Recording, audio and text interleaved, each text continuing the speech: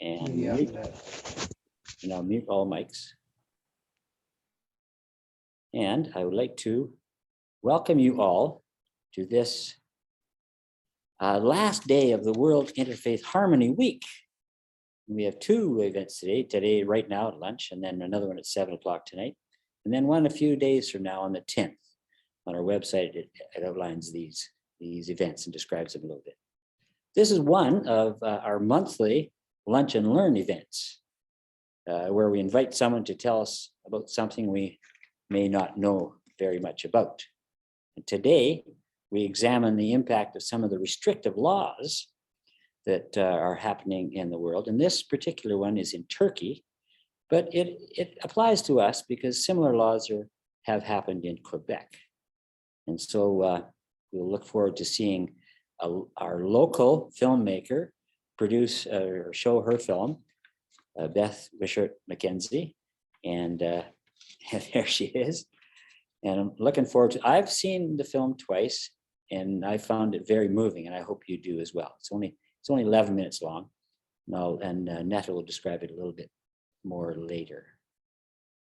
So before we start, though, I'd like to acknowledge that we are indeed on Treaty 6 land.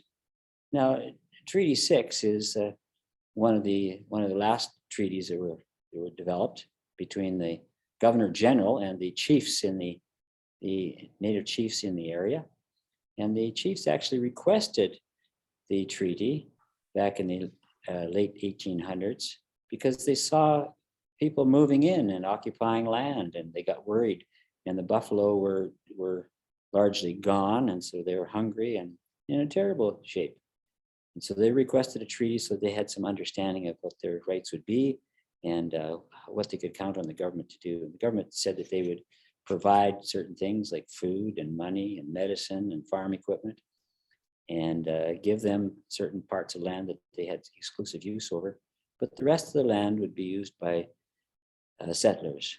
And the government didn't really follow through on its commitments. And so we still got problems today in trying to arrive at some reconciliation of this major problem that we've got in our country.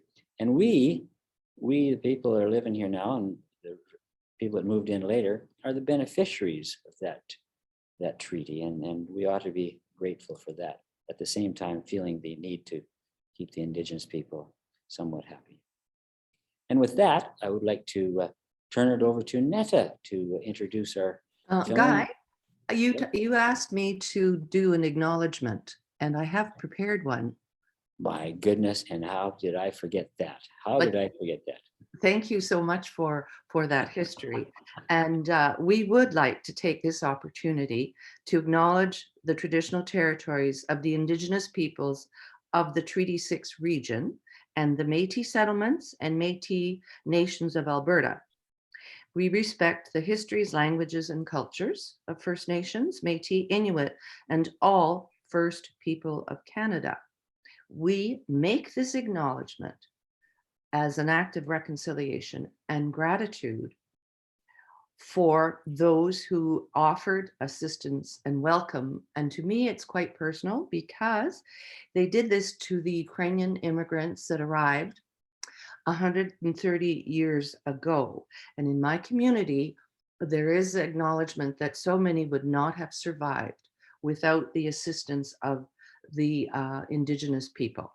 Thank you. Thank you, Virginia. Thank you very much for doing that. And one of the things we lose as we get older is memory and communication skills. So,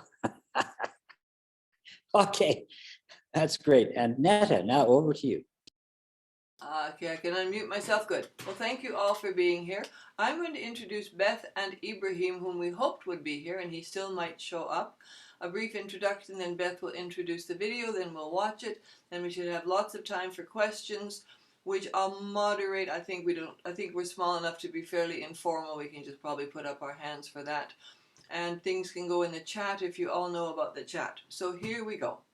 Beth Wishart-McKenzie is an educator and socially engaged filmmaker who seeks to promote diversity and inclusion through her work. With a background in comparative religious studies, Beth served as a lecturer at the U of A for more than 10 years. She now uses the camera to continue her cultural, religious studies in community. Beth has worked primarily in the genre of documentary, but most recently completed her first dramatic short film, The Final Exam, in 2020, in collaboration with Turkish-Canadian filmmaker Ibrahim Sin. Her films have screened locally and internationally in festival, conference, and community settings. She has presented them at the Parliament of the World's Religions in 2015, 2018, 2021, and also at the North American Interfaith Network conference when we hosted it here in Edmonton in 2018.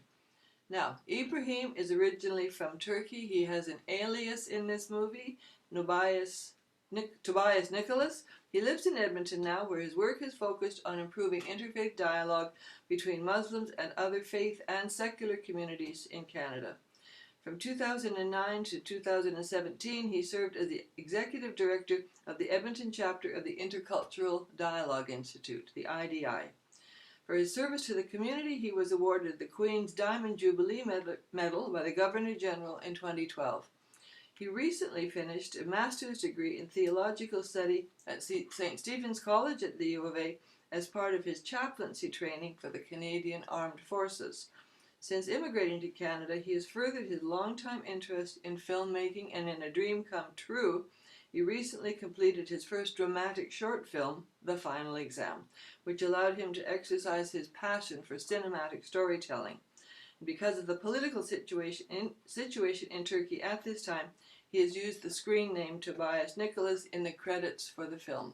I also want to add that Beth is a longtime life member of the Edmonton Interfaith Centre, and when Ibrahim was with the IDI, he presented at least twice to us Ashura, which the festival known also as Noah's Pudding, which is fascinating. He did it once in our offices and at least once at City Hall, where they prepared Noah's pudding for at least 60 people. I'll put that into the chat, and if you want to know more about Ashura, you'll have to look it up, because we probably won't have time to get to it today. So thank you, and over to you, Beth.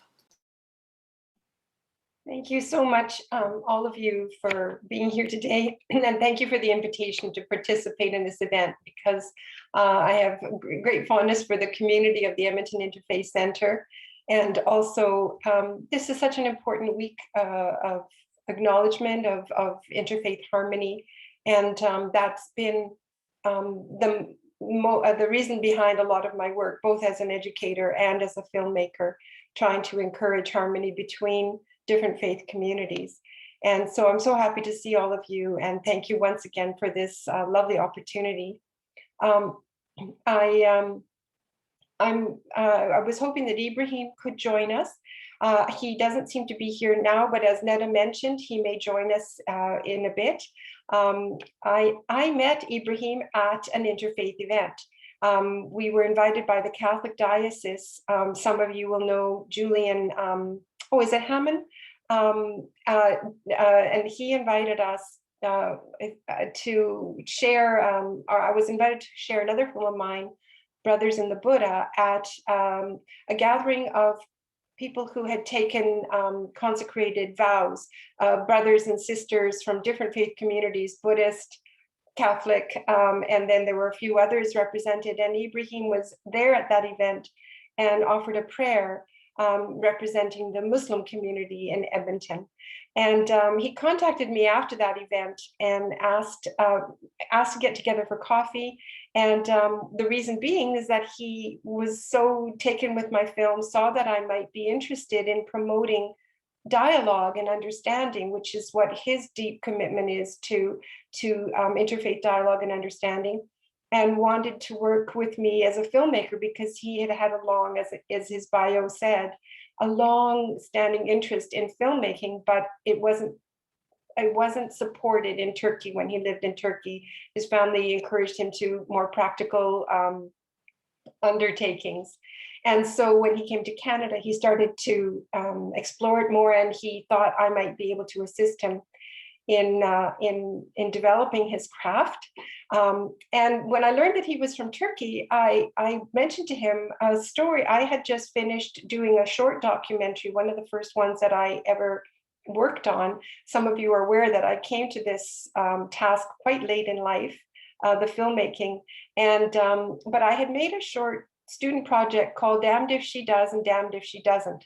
And it focused on two women who had emigrated to Canada, a woman from Iran who came here for the freedom to take off the hijab and other freedoms because she felt very constrained in Iran, and another woman who had emigrated to Canada from Turkey who had wanted the freedom to wear the hijab because she had been forbidden from wearing the hijab at university in Turkey, and she was in the middle of her master's program in Islamic studies. And so she emigrated to Canada to complete her studies. So I told him this story, and he said, well, I was in Turkey at the time that they instituted those laws forbidding women and people, even men, of wearing any religious attire. Even men could not wear the fez, and they couldn't have beards because there was this fear of radical Islam in Turkey at the time. And so no one could be identified as religiously oriented or whatever. And but this had a serious impact on Muslim women who observed, who were hijabis. And then he said, then he told me a story that happened to him in a classroom one day. And after he told me that story, I said, Ibrahim, that would make quite a powerful short film. And then he said, would you make it with me? And then I resisted at first because my background is more in documentary. I had never directed a film, worked with actors, didn't know how to do dramatic narrative filmmaking. But I belong to a film co-op, FAVA, the Film and Video Arts Society of Alberta. And I have developed a circle of friends around in that co-op, and I leaned on a number of them to help me make this film with Ibrahim. So for Ibrahim and me, it was an amazing learning experience in this genre. And so I will pass this over. And I guess I should just say, the reason I was particularly motivated to work with Ibrahim on this film is because I felt his story spoke to the situation in Canada. Because as many of you are aware, legislation has been passed in Quebec prohibiting people in positions of authority from wearing religious attire.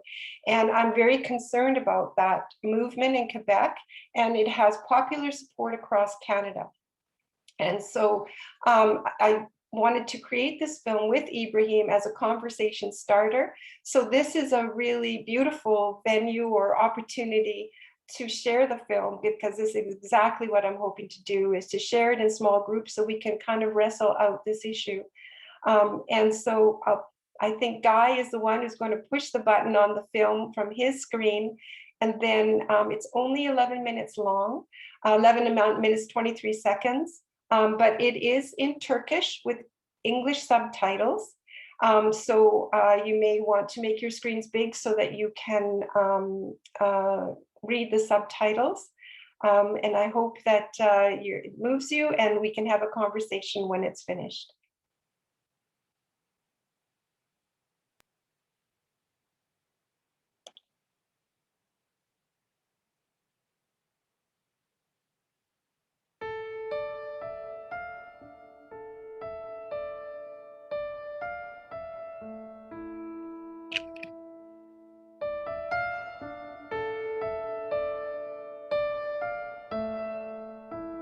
Türk hükümeti İtalya ve Almanya'nın Abdullah Öcalan'ı Avrupa'daki uluslararası bir mahkemede yargılama önerisine karşı çıkıyor. Ankara, İtalyan hükümetine Öcalan'ın resmi iade talebiyle birlikte iddiaları içeren 900 sayfalık bir dosya gönderdi. Şimdi de kameralarımızı bir protesto eylemine çeviriyoruz. Türkiye'deki üniversiteler tarafından uygulanan dini kıyafetlerin yasaklanmasına karşı öğrenci protestoları artıyor. Dün 60 kız öğrenciden oluşan bir grup yasağı protesto etmek için Ankara'ya gitti. Öğrencilerin şehre girişi sırasında 5000 destekçinin grubu karşılaması dolayısıyla güvenlik önlemleri yoğunlaştırıldı. Bizler tıp fakültesi öğrencileriyiz. Buraya başörtüsü sorunundan dolayı okula alınmadığımız için geldik ve burada Cumhurbaşkanı'ndan bu soruna bir çözüm bulmasını rica etmek üzere burada bulunuyoruz. Gelişmeleri zamanla aktarmaya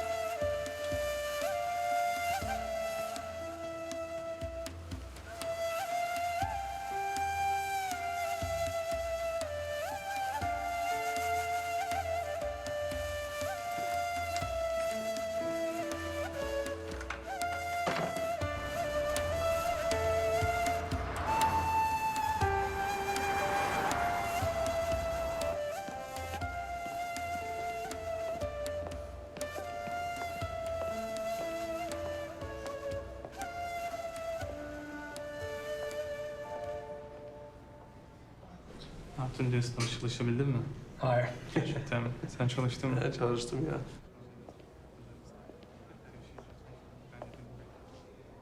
Evet, ben de dün 5-6 saat çalıştım. Hiçbir şey anlamadım. Çok zordu yani, aynen. Oo.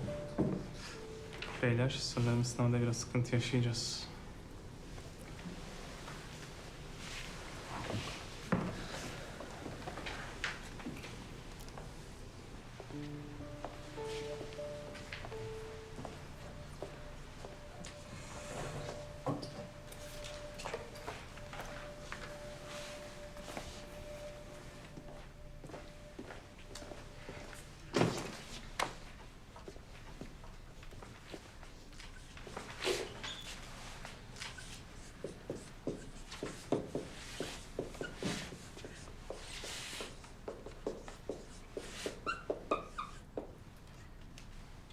Günaydın.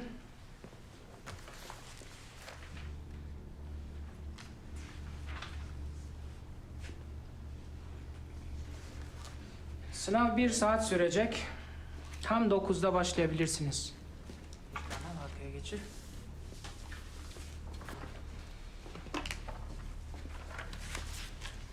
Bir tane, kalanlar arkaya geçir. Bir tane, kalanlar arkaya.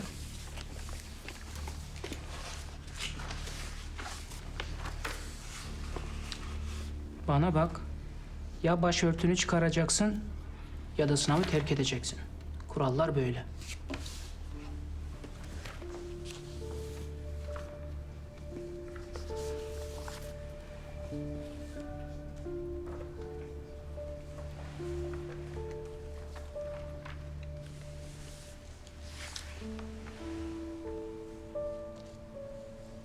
Abla. Arkadaşlar, hadi hep birlikte pencereye doğru dönüp abla için rahat bir ortam oluşturalım ki o da sınava girebilsin. Abla, siz sınavınızı bitiren kadar hiç kimse size dönüp bakmayacak. Rahatça başörtünüzü çıkarıp sınavınızı verebilirsiniz.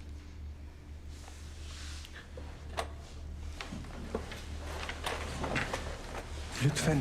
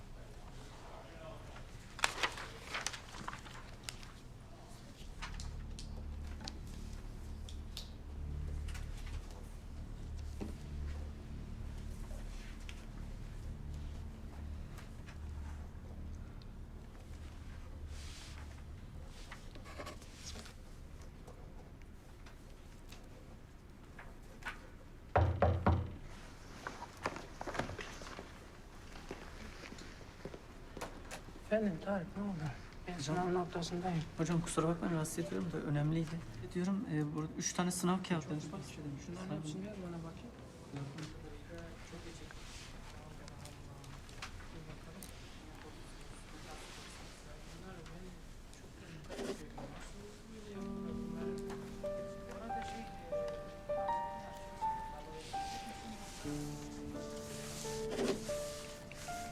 İçine sıfır ver bunları. Ya bunları biz geçiremeyiz. Tamam. Aynen öyle. Çok teşekkür ederim. Kusura Tamam. bakmayın. rahatsız Yok, oldum. problem değil. Ne Böyle şeyler yapacağımı oluyor bilemedim. yani. Yani İsterseniz bir görüşeyim arkadaşlarla. iyi olur aslında. Size de yardımcı olayım. Tamam, yapalım.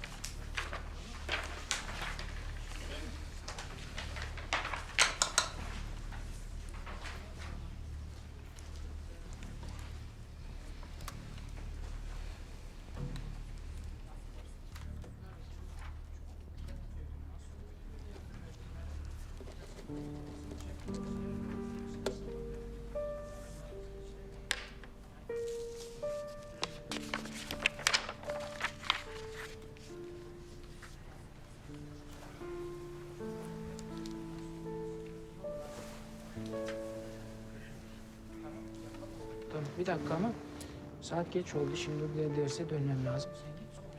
Saat geç oldu. Şimdi Kusura bakmayın rahatsız yok, problem değil.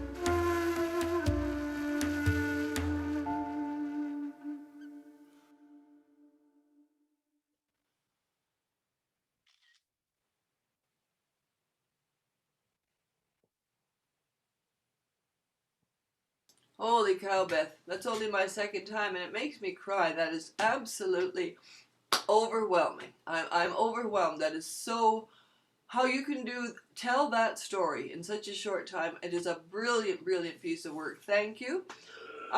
We'll open it up to questions now, please. Thank you, Neda. It's amazing.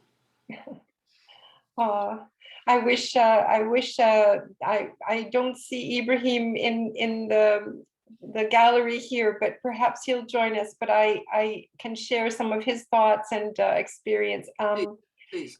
I hope it was clear. I'm not sure if by my introduction, but the young man who advocated for the young woman was Ibrahim, actually. This is his personal experience in a classroom in a Turkish university, not in Ankara or Istanbul, but in a smaller major city. And the prohibition against wearing headscarves was just being introduced, or religious attire was being introduced at that time when they were going into finals.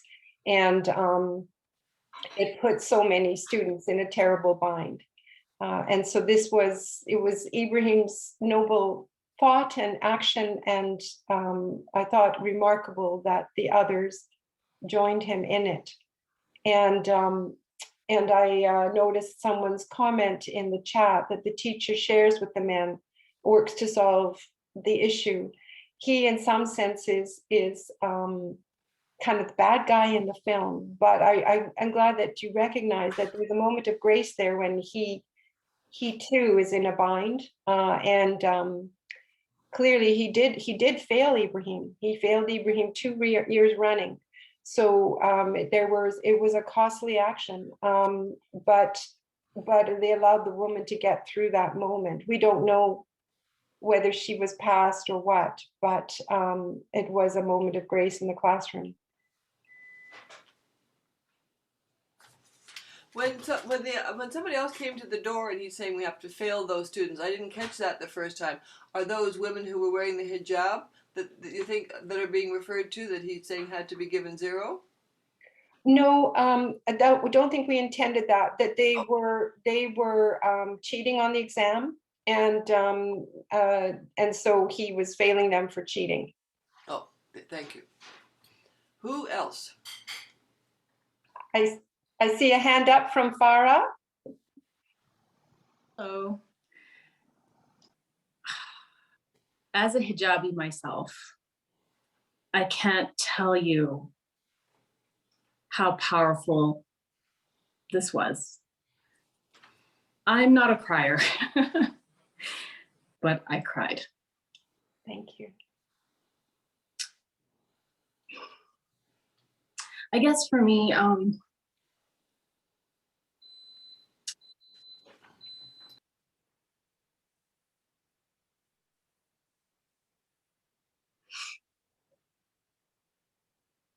it boggles my mind a bit as to why, excuse me,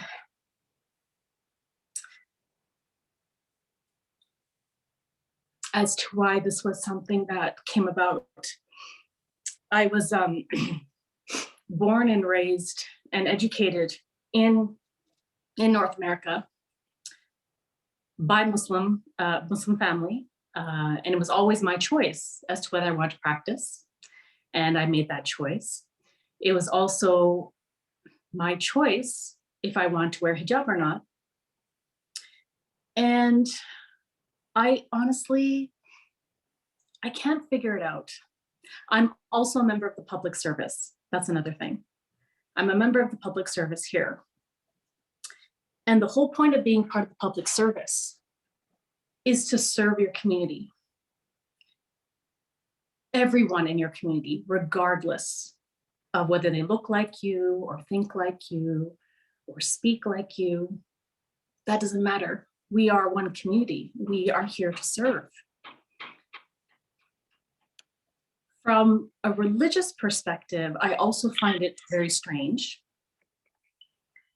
because if you're part of the Abrahamic faith, then we all know the importance and the beauty of Mary, Mother of Jesus.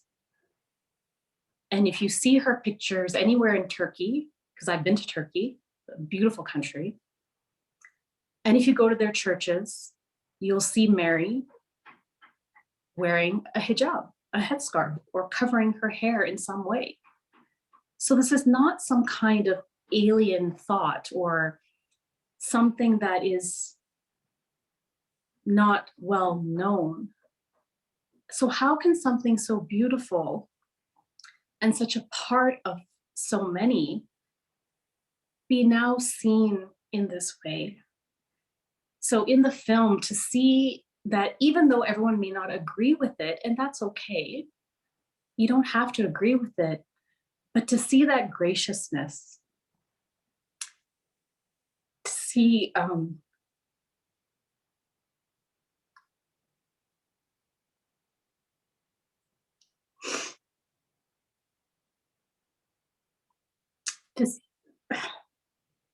that value,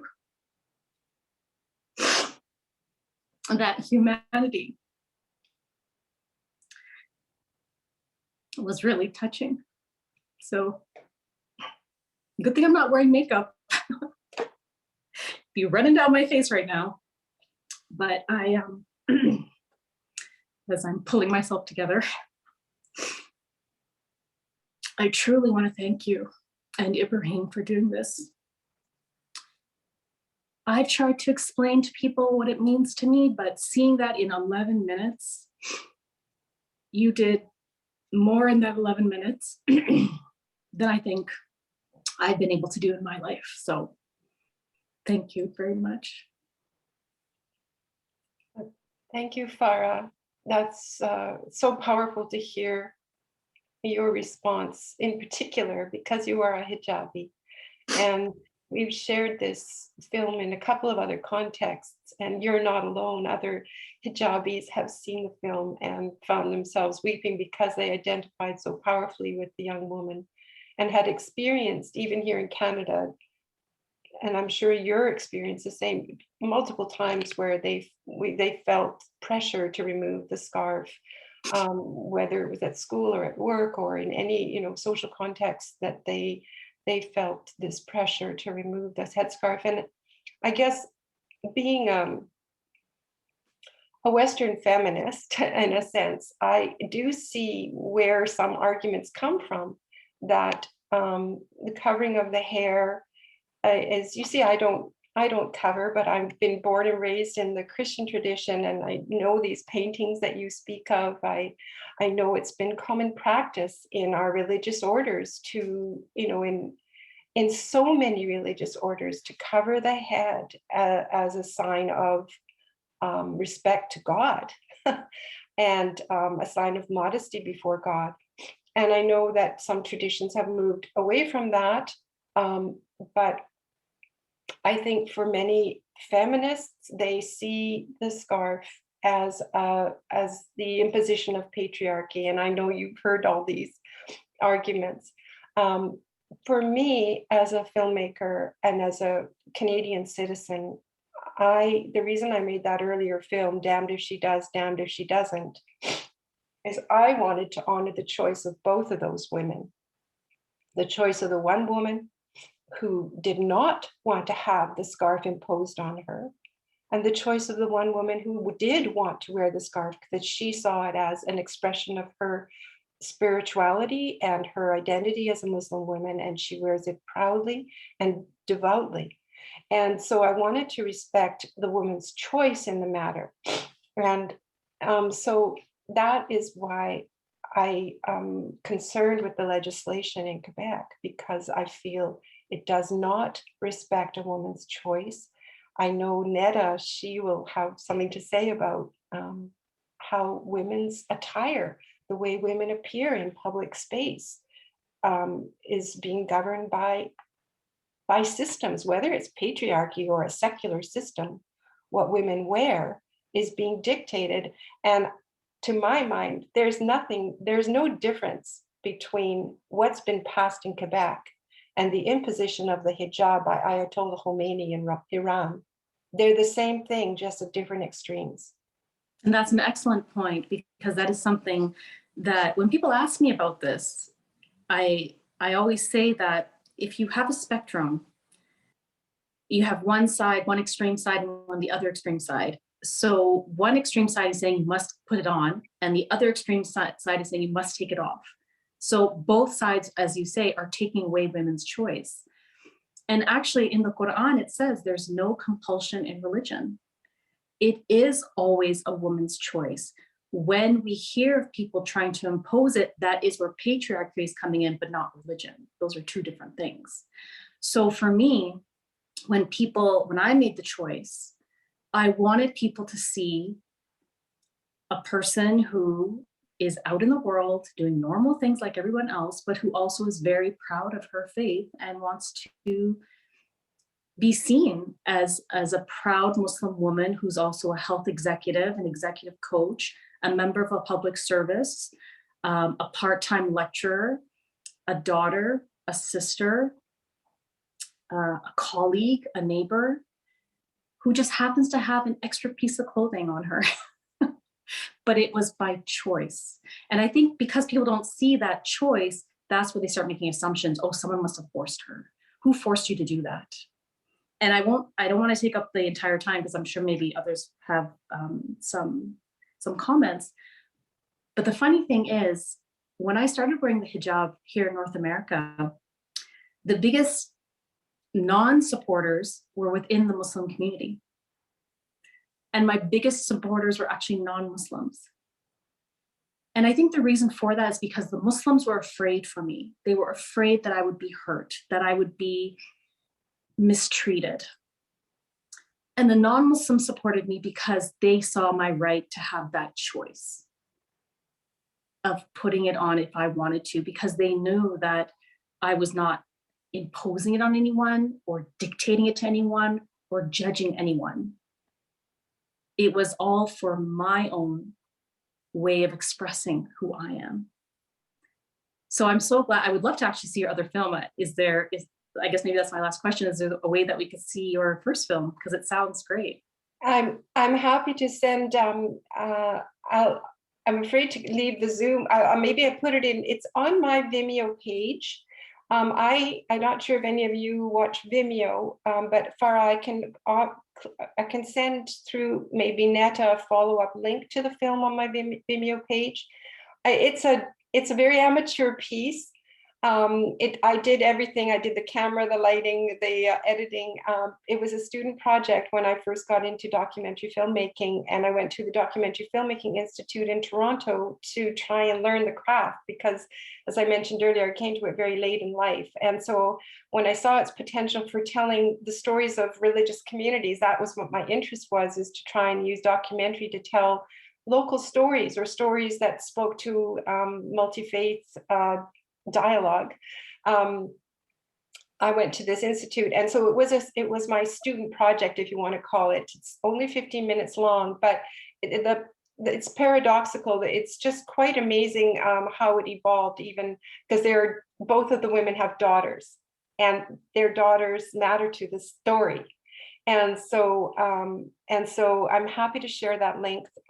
You can find me on Vimeo just under Beth Wishart Mackenzie, which I use as my screen name. But I can also send it on to Netta to share with people through the interfaith, the newsletter or whatever, as a follow-up.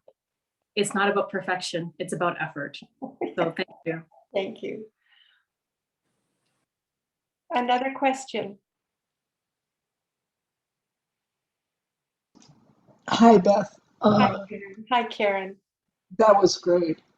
Thank you. As a non-Muslim and a non-hair covering Jew, I just want to say that I think the Quebec government and the Turkish government are trying to whitewash everyone. And what I think that the youth of today are losing because of these actions is that they aren't getting to see the variety, the wonderful variety of people and practices that there are in the world.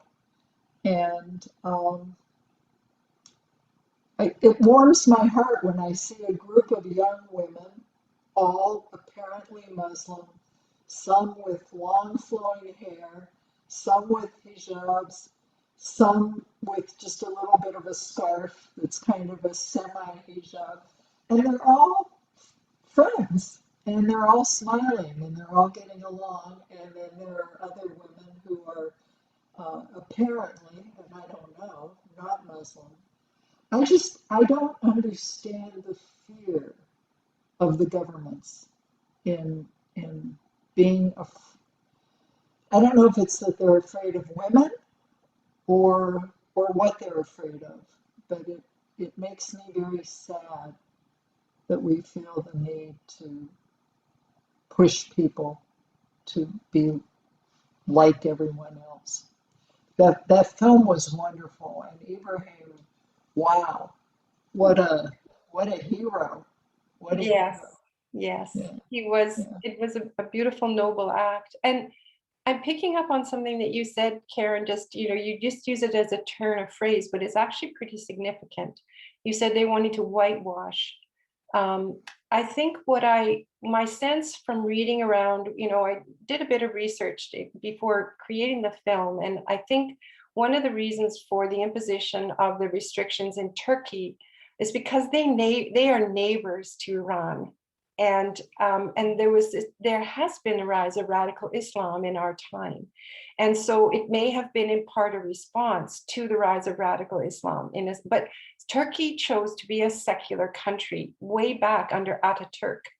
And people who know all the history, I don't mean to re-educate you, but just for those of you who may not know, Ataturk back in the early 20th century embraced a lot of Western ways and actually suppressed Islamic practice publicly, like overt expressions of it, and tried to become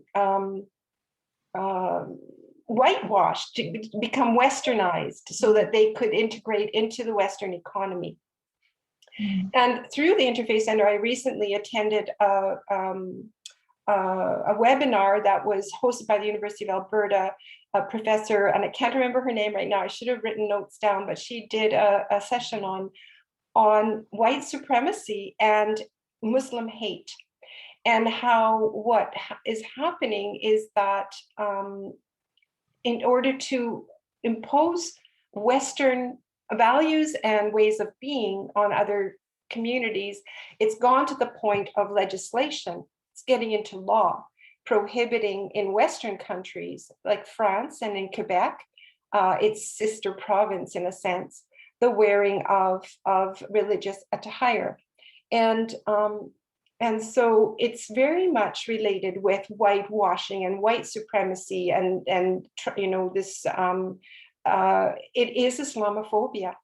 Now, what's interesting for me is, and I've said to, when I see people like you in this community respond so profoundly to it, I want you to know I've submitted this film to a number of festivals, at least 20 festivals, nationally, internationally, and I also made a number of attempts to have it shown in Quebec.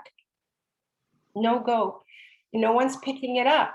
And so I and it is a first film. I realize there's probably cinematic reasons, but I had hoped there would be more of a pickup of the film in Canada because it speaks so profoundly to an issue at hand. And it was picked up by the Edmonton International Film Festival, but seen by maybe an audience of 20. So I'm not complaining, but what I'm wondering is one of the reasons why it's not being picked up Islamophobia? Are people not sympathetic to the story that's being told? So it's just, it's a niggling question in my mind is what are the reasons? Is there a weakness in the film? Is there, you start to wonder, you're competing with great cinematographers or filmmakers, that sort of thing. But I'm so keen to be, once again, sharing in this context because this is the kind of conversation we're hoping to have. I did want to speak to something that Farah's comments and this whole notion of Islamophobia and the role of men in this film. One of the things that I learned when I attended this webinar, and not learned, but realized, and she articulated it, she spoke of 3 t-shirts that she had seen in popular culture. One t-shirt that women would wear, it says, "I'm not against Islam, Islam is against me." That was one of the t-shirts that people were wearing. And then the other t-shirt that she shared in her presentation was a t-shirt that was worn. There was an image. Do you all recall the image of the little boy that washed up on the shores of the Mediterranean somewhere, the little 3-year-old boy that drowned as a migrant? Beside it was a cartoon of Muslim men chasing women. And the implication being, of course, that this little boy would have just grown up to be a rapist. And this kind of presentation of Muslim men, which she just found, and I find just horrific, that they would have used that image of a little boy for one thing, a tragic image, but then to imply that Muslim men are monsters. And I think this is part of it too.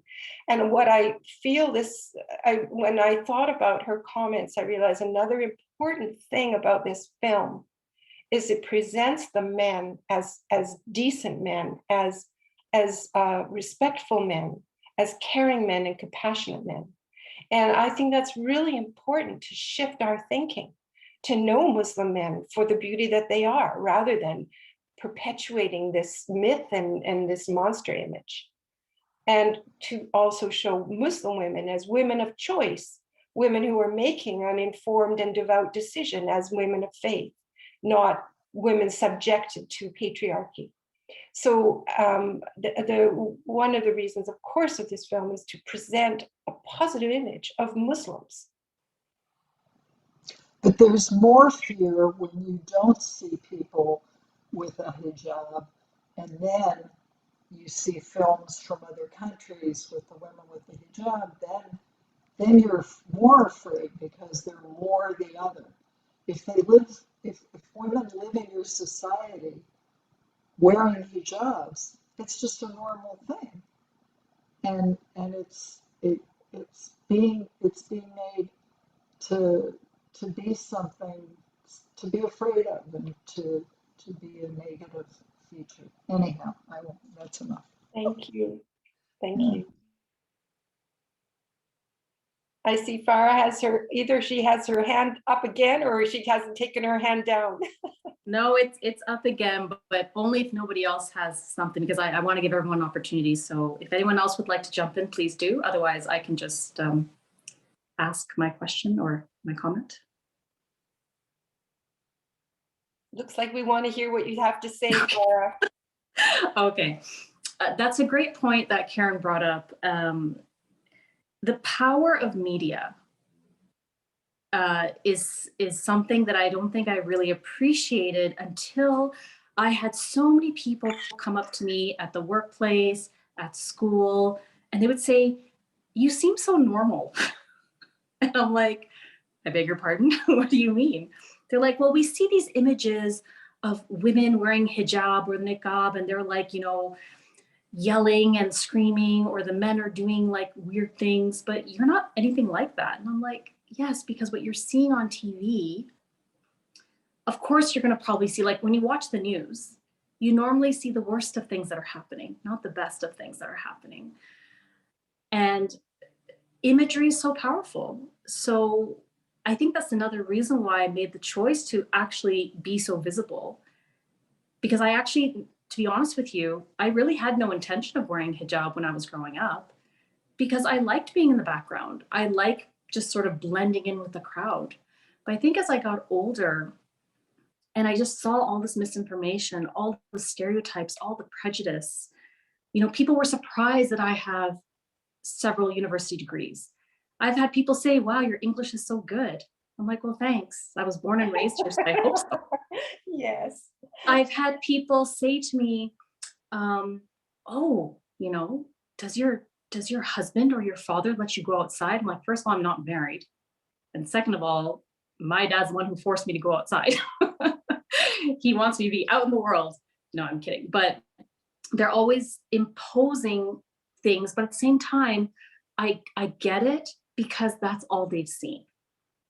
So when I come along, and when my friends come along, and when the majority of my community come along, people are flabbergasted. They're like, "You don't compute with what we see and what we've heard." But I think that can be said for any group. I think that's the other thing that we have to understand. Being in Canada, when I travel abroad, can I tell you the number of times that people think I lived in an igloo?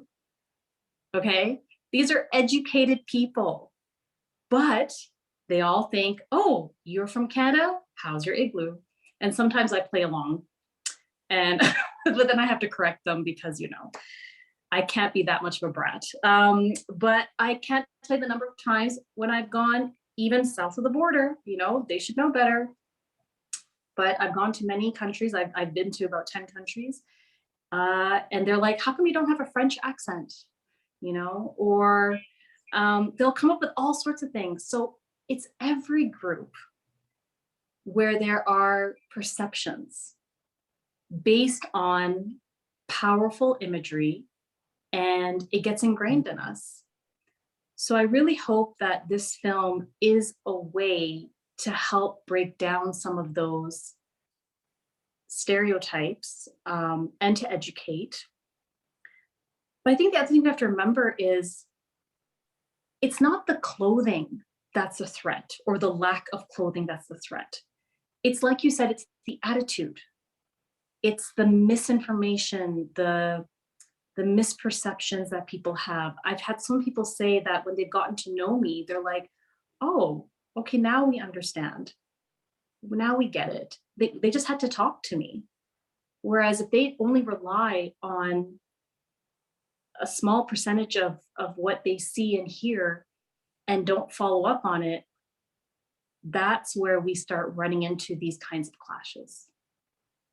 Yes. So, yeah. And to tell you the truth, one of the reasons I went into documentary filmmaking and kind of moved out of teaching is that I saw the potential of film to reach a broader audience. And even though my classes were large at the university, this was a way of reaching a wider audience, I hoped, and in an accessible way, trying to tell stories that kind of brought people gently to the traditions. But I was thinking about your choices to wear the hijab, and I realized that this legislation in Quebec has implications for so many religious communities, of course, Orthodox Jews, but Sikhs. And I was realizing, just as you were speaking, twigged in my memory when I used to teach about the Sikh tradition and why Sikhs wear turbans. And perhaps all of you know the story that it was instituted by the 10th Guru. Guru Nanak was the first guru who established a tradition, and then he was followed by 10 successors. And the 10th Guru was Guru Gobind Singh. And sadly, he was in his prime, or he was leader during a time, unfortunately, where they were being severely oppressed by Muslim leaders. And but Guru Gobind Singh instituted the Khalsa to be protectors of religious freedom. And he had them do certain things that marked them as defenders of religious freedom, to wear the silver bracelet. They have to wear special undergarments that mark them as chaste and observant and disciplined. They they leave their hair long, keep it clean, but they wear it in a turban. And this may be legend, may be the very fact. He said, some of you have stood in the crowd and watched your brothers and sisters be murdered and have not stepped forward because you were anonymous. You must wear a turban, and you stand like a Raja with pride in your identity, and you will be known as a Sikh and as a defender of religious freedom, and it will cost you because you are now visible. But it was a way of becoming visible and claiming your identity, and as a defender of religious freedom. It was not that Muslims couldn't be, but that they were defending their right to be a Sikh community. And they also wear the kirpan, the little knife. So they are a militant religious group as need be, but it's to defend religion, not to be the aggressor. So these were really, for me, understanding why some of these practices have been adopted. For me, it's, an overt sign of identity, which for so many Muslim women, they are making a claim to their identity and celebrating that they are Muslims. You're not mandated to carry a knife and be a defender of the tradition, but necessarily, of course, you are in gentle ways, in many ways, we all try to defend our traditions. But this was, I think, realizing that the Khalsa, the Sikh Khalsa, is very dedicated to preserving that religious freedom. And we can see the implications of this legislation for Sikhs, and for one of the reasons why probably Jagmeet Singh was not embraced in Quebec by the electorate in Quebec. And likely, it's probably going to affect the NDP so long as he is a leader of their party. And it's interesting because Jagmeet Singh, he's fluent in French and he's got all the qualifications. And but you're right, some people just can't see beyond a piece of cloth. Yeah. And the thing is, like, my family is from India, and so we have a lot of friends who are Sikh, Hindu, Christian, Buddhist, everything. And honestly, like, because India has over 1 billion people with so many wonderful interfaith and religious groups and traditions. So for any group, whether they're Muslim, Sikh, Hindu, anyone who shows that kind of violence against another human and says that that's part of their religion, or they do it in the name of their religion, is abhorrent. And it's just not, they're not following their own faith. It's interesting. They say they're defending something and that they're doing it in the name of God. And I'm like, where does it say that? Where does God tell you to do that? It's just, if that's the human nature, that's the human failing, for sure. I hope we can be better. I really do. And I think that's why the Edmonton Interfaith Center is so important, because it's one of the platforms to help us to really engage in true dialogue with that open mind and open heart. Yes, there's lots of histories. Yes, there's lots of things that maybe many of us are not proud of, but we need to learn from that and move forward in a way that we can be proud of. And so I think your film is a wonderful example of how we need to understand, we need to learn, and we need to grow. And it doesn't mean we're going to always agree. That's okay. The other verse in the Quran is that you were made into different tribes and nations so that you can get to know one another. Nowhere does it say you're all going to be made the same and you all better believe the same thing. It's actually the opposite. You were made into different tribes so you can get to know one another. And I think your film is one wonderful way to do that. So thank you again. Thank you. Thank you. Thank you. Thank you, Farah. I am so glad you're. I have a few questions. Ava. I have a few questions. Is it ignorance that we have this racial discrimination against the hijab?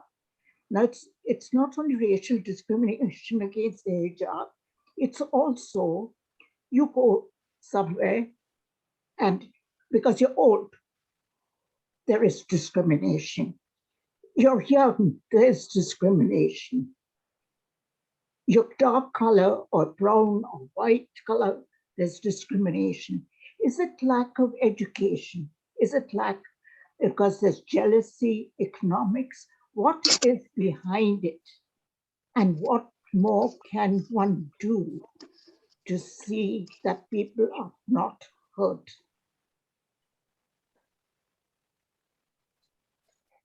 It's a huge question that you ask, Awa, because of course there's so many reasons for these different, I think it has to be broken down, but hopefully that we can promote the nonviolent streams within our traditions to help us have deeper understandings and deeper dialogue, so that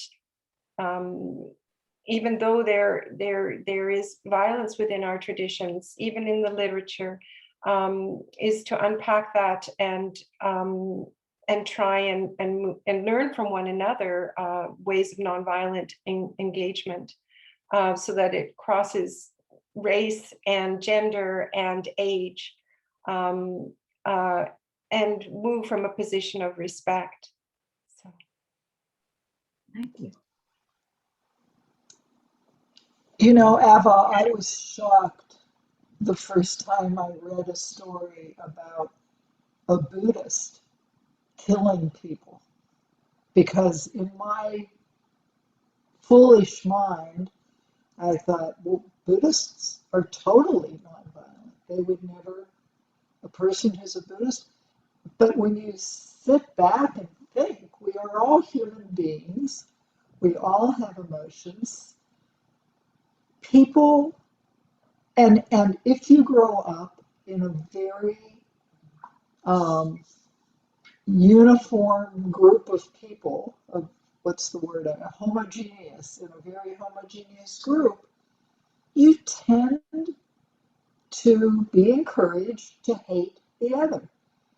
And it's, every religion has killed. The Crusaders, the Jews back in history were, attacking the Assyrians. Uh, we all, and the Americans were appalled when a Catholic was elected president in 1960. When John Kennedy was elected president, it was like a terrible thing for a lot of Americans. So it doesn't matter. He was white, he was Christian, all of this. They still hated him for that. But there's no explaining it, Emma. I mean, it's just something we have to keep working at trying to counter. And by eliminating the signs of obvious differences, we will never eliminate it because we'll always be scared. And on a hopeful note, though, I mean, it's interesting, Karen, that you mentioned that you read a book about Buddhists that kill, and I realized that this is what we've seen with the Rohingyas, that they were persecuted and had to leave because they were in a Buddhist majority country. And what's interesting is going back to that first encounter I had with Ibrahim at this interfaith event. He saw my film, Brothers in the Buddha, which featured a Vietnamese Buddhist Canadian community. And it made him, when we met up, he said, when I think of Buddhists, it's very negative because I see them as persecuting Muslims. But your film helped me see that that was one particular community, not that the teachings in fact promote nonviolence. And I can see that this is a very different community, what the community that you represented on the screen. And so, for me, I guess it's a sign that, yes, as dark as these facts are of life, like the facts of violence in our histories and in our present moment, that clearly my film spoke to one Muslim and changed his mind on what Buddhists are all about. And so I think that's the work, is one person at a time even encounters a different story and makes them think a little differently and opens their eyes. And I think that's the beauty of film. If you can develop a personal, this is one of the things that I think is different from teaching facts about a religion, and is to engage with the communities, or to show a film that gets at the people, like that represents the people in the human story. Then it has a potential to shift hearts. And I think that's hopefully, and someone used the comment that Ibrahim's humanity, the beautiful humanity in the film of these men respecting the woman, and so that if we can break down these misconceptions is important. And I just for some reason, as I was saying that, was mindful of Shashil Kalia, and I'm so sad to not see his face in our group here today.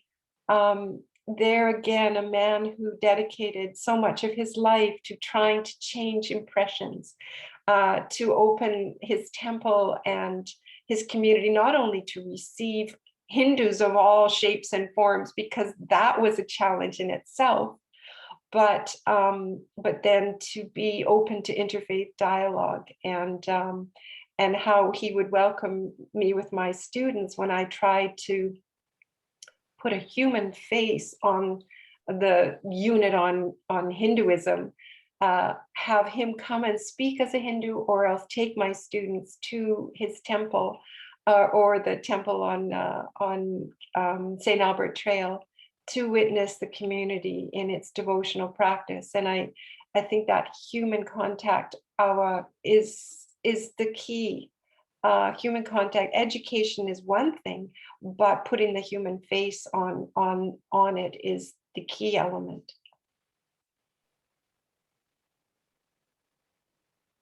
Is there any, Marjorie, you saw your hand?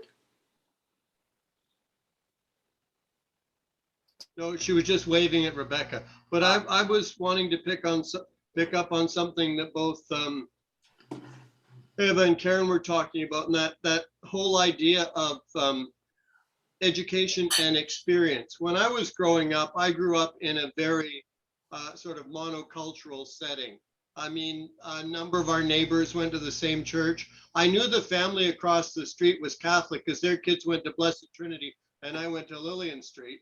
But they were okay. And my mother was one of those who sort of accepted everybody and everything. It wasn't until I went to high school, where I was at a high school at the north side of Toronto, where the school population was 60% Jewish, 30% Italian Roman Catholic, and 10% everything else.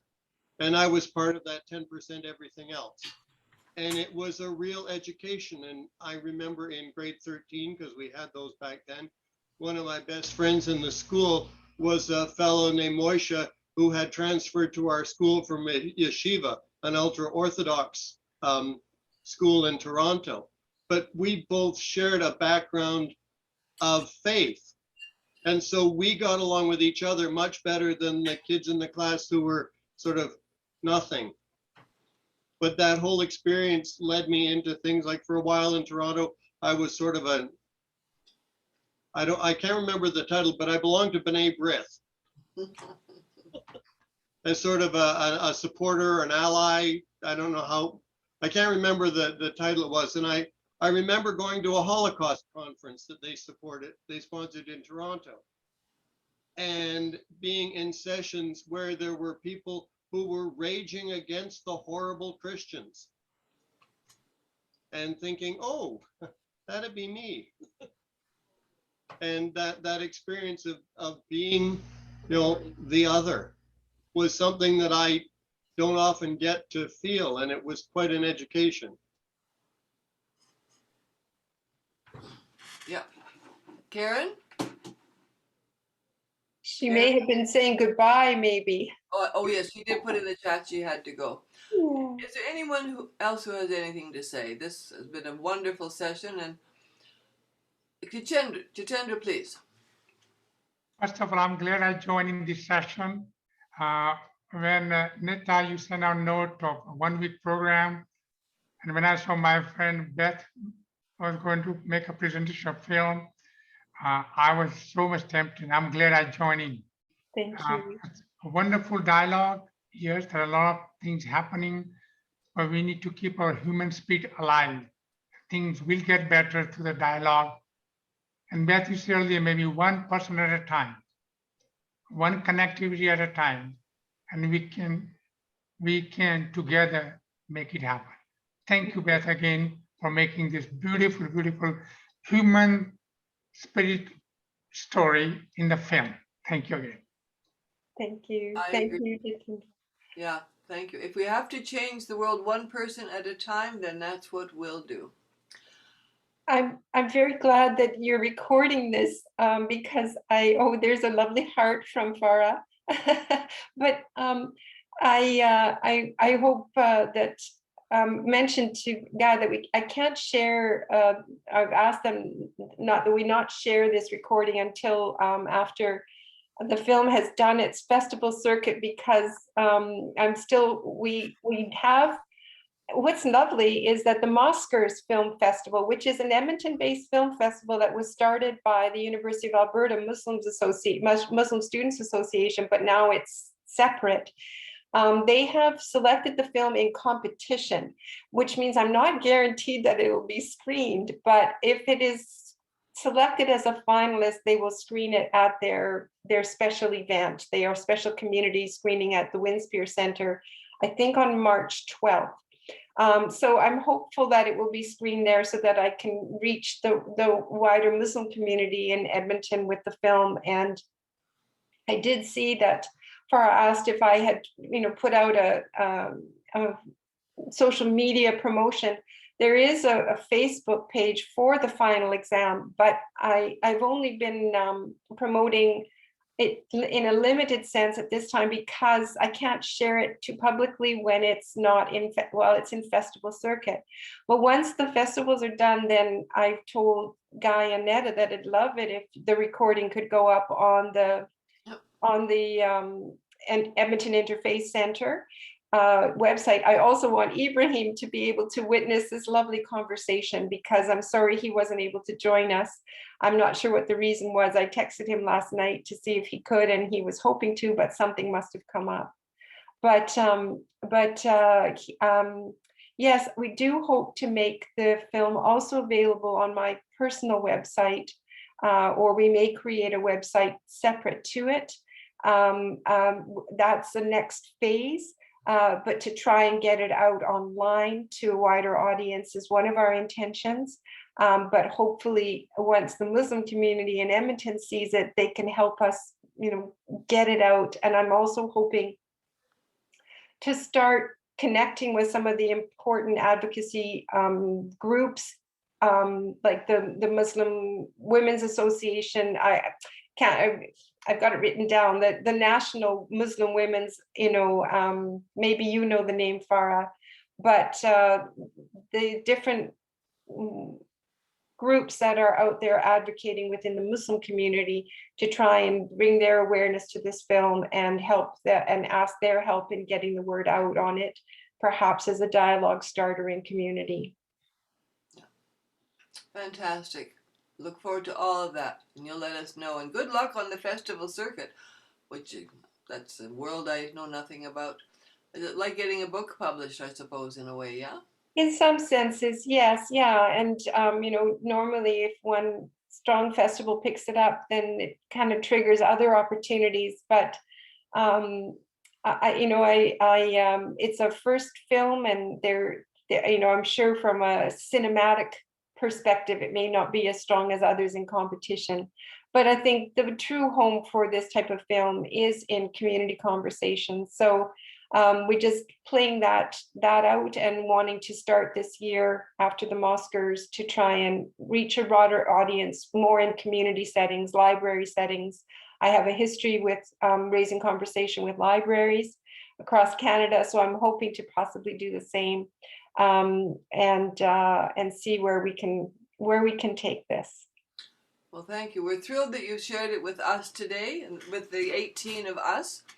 And we'll all be looking forward to the future of this fabulous, fabulous film. Thank you, Beth. Thank you so much. And thank you, everyone. Thank you all. I appreciate this conversation. It's so wonderful to see all of you, even though we've all been hidden from each other.